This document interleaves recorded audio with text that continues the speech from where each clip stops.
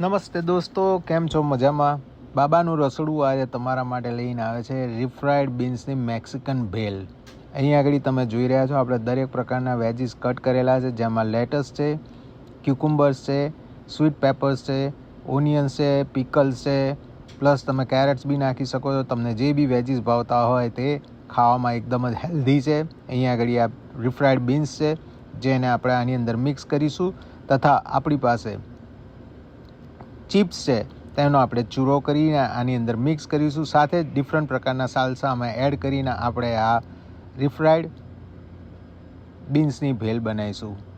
તો તમે જોઈ રહ્યા છો બાબાના રસોડામાં અત્યારે આ ભેલ બનીને તૈયાર થઈ ગઈ છે, જેને આપણે ઉપરથી ચીઝ સર્વ કરીશું અને બરાબર મિક્સ કરીને હલાવી લઈશું અને એને આપણે ચિપ્સની સાથે ખાઈશું.